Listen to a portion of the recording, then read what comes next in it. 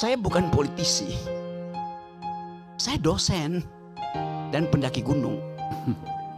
Saya terlibat dalam politik karena saya pikir politik itu mesti diasuh dengan force of better argument. Force of the better argument. Siapa punya argumen terbaik, dia boleh ajukan itu sebagai dalil itu. Gak boleh ada sentimen di situ kan. Karena itu saya memilih untuk menghina Presiden Jokowi. Bukan Jokowi sebagai persona.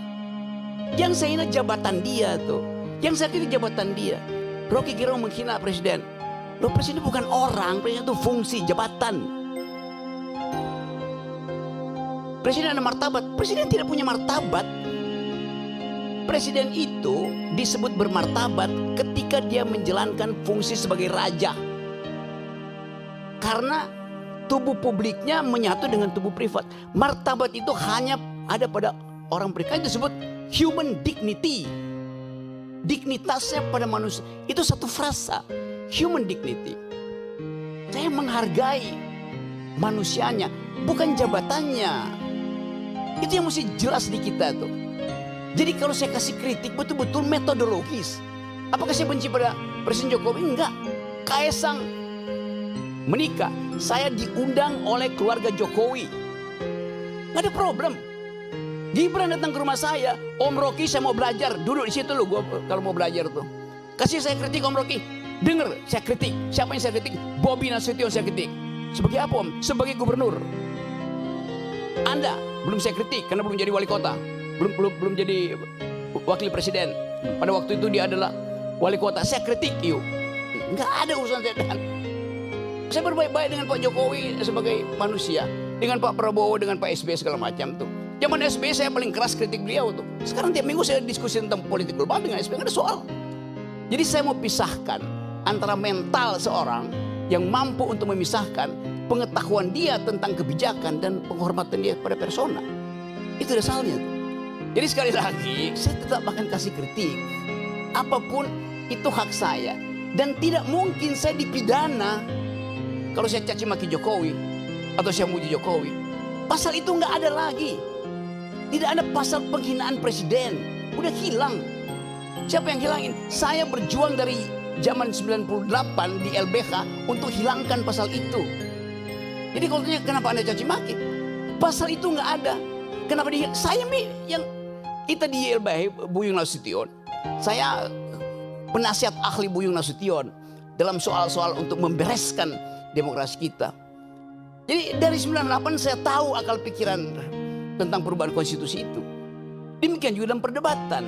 Debat itu adalah kemampuan untuk mengolah argumentasi itu. Itu aja. Sebagai dosen, saya mengajar dari S1 sampai S3. Ayo bayangin coba. Dengan metodologi yang sama itu. Cara berpikir. Jadi bagi saya nggak ada soal itu. Saya akan terus kasih kritik. Saya akan terus kasih argumen. Tapi saya mencintai bangsa ini. Negeri ini saya cintai. Yang saya nggak cintai ada politisi busuk. Yang saya cintai adalah pejabat busuk, presiden busuk, menteri busuk. Ngapain cintain mereka tuh? Mereka umurnya 5 tahun. Bangsa ini umurnya sepanjang hidup. Itu poinnya.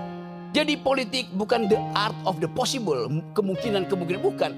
Politik adalah the art of attacking the impossible. Yang impossible itu justru kita lenyapkan. Nah balik pada tema hari ini. Kita bicarakan sesuatu yang sebetulnya barang bekas semua nih. Yang kita tahu ini terjadi karena perebutan threshold. Mulailah dengan mengucapkan thresholdnya dibikin 0. Itu harusnya tuh. Supaya ada kesetaraan orang berargumen tuh. Supaya dia argumennya bagus. Bukan karena masa pendukungnya bagus.